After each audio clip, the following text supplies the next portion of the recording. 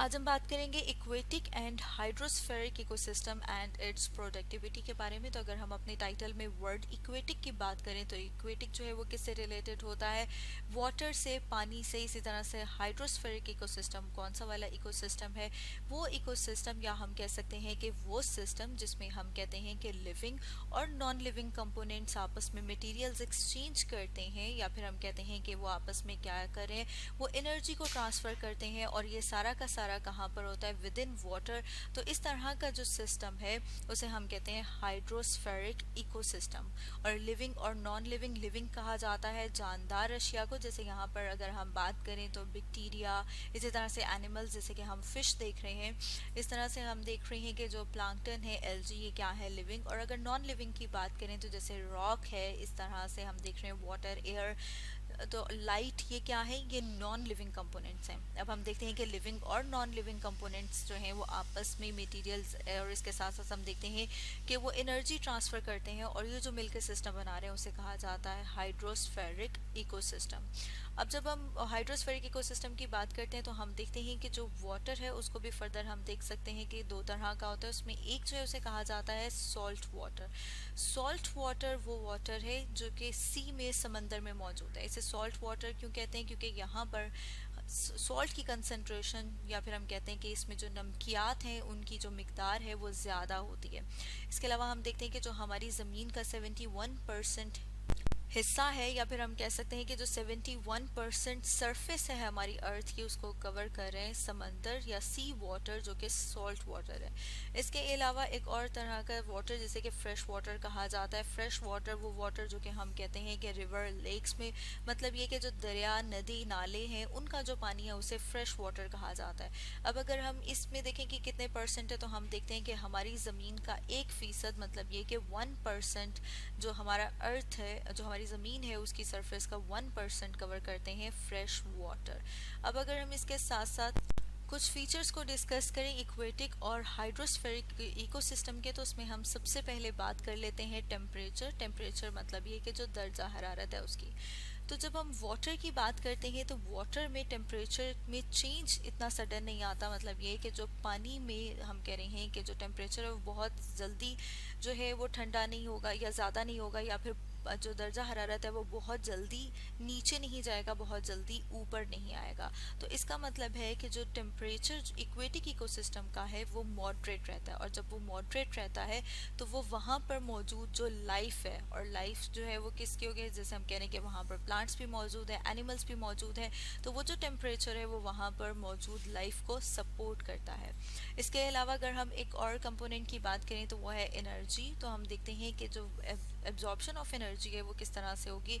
हम देखते हैं कि जो वाटर है वो considerable amount of light energy को एब्जॉर्ब करता है। लाइट एनर्जी जो कि मेनली हम देखते हैं कहाँ से मिल रही है, सन से। तो हम जो लाइट एनर्जी जो एब्जॉर्ब कर रहा है वो भी कितनी होगी, इतनी एनर्जी होगी कि वो उस लाइफ को सपोर्ट कर सके, उस लाइफ को सस्टेन कर सके। जब हम देखते हैं कि अगर बहुत ही क्लियर वाटर है उसमें भी अगर लाइट की बात करें, तो जैसे जैसे हम डेप्थ की तरफ जाते हैं, जैसे जैसे हम गहराई की तरफ जाते हैं, तो साथ साथ हम देखते हैं कि जो लाइट की इंटेंसिटी है वो डिक्रीज करती जाती है। और अगर हम उसमें डेप्थ देखें तो हम देखते हैं कि 600 फीट, या जब हम इससे ज़्यादा नीचे की तरफ जाएंगे, मतलब ज़्यादा गहराई में जाएंगे, तो उतनी ज़्यादा लाइट की इंटेंसिटी कम होती जाएगी। और वो लाइट की इंटेंसिटी इतनी कम हो जाती है कि वो फोटोसिंथेसिस के प्रोसेस को सपोर्ट नहीं कर पाती। अब फोटोसिंथेसिस के प्रोसेस की बात की जाए कि फोटोसिंथेसिस का प्रोसेस कौन सा प्रोसेस है, तो हम देखते हैं वो प्रोसेस जिसमें जो प्लांट्स हैं वो लाइट एनर्जी को इस्तेमाल करते हुए फूड बनाते हैं। और अगर हम साथ में एक डायग्राम से देखें कि कैसे लाइट एनर्जी जो है जैसे जैसे डेप्थ में जाते जाएंगे, जैसे यहाँ पर हम डायग्राम में देख रहे हैं कि जैसे जैसे गहराई की तरफ जाते जाएंगे वैसे वैसे जो इंटेंसिटी है लाइट की वो कम होती जाएगी।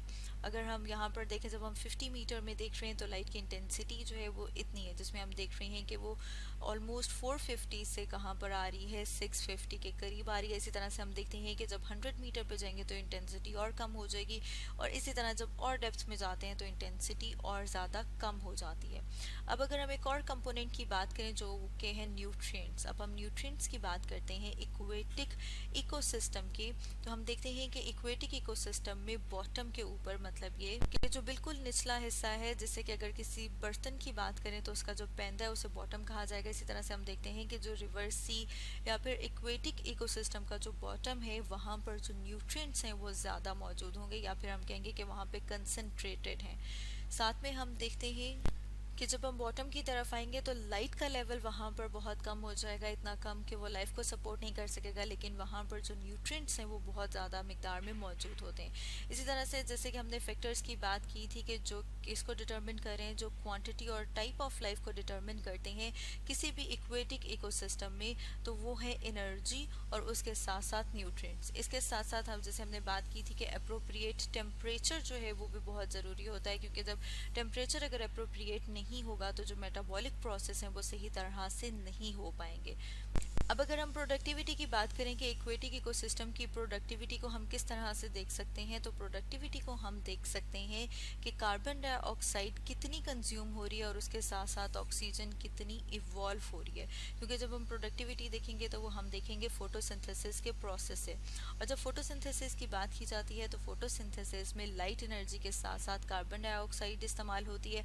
तो हम देखेंगे कि कितनी कार्बन डाइऑक्साइड इस्तेमाल हो रही है, और फोटोसिंथेसिस के रिजल्ट में ऑक्सीजन गैस इवॉल्व होती है। तो इसका मतलब ये है कि अगर हम कार्बन डाइऑक्साइड की कंजम्पशन को मेजर करें कि कितनी कार्बन डाइऑक्साइड इस्तेमाल हो रही है और कितनी ऑक्सीजन जो है वो इवॉल्व हो रही है, प्रोड्यूस हो रही है, तो उससे हम पता लगा सकते हैं प्रोडक्टिविटी का।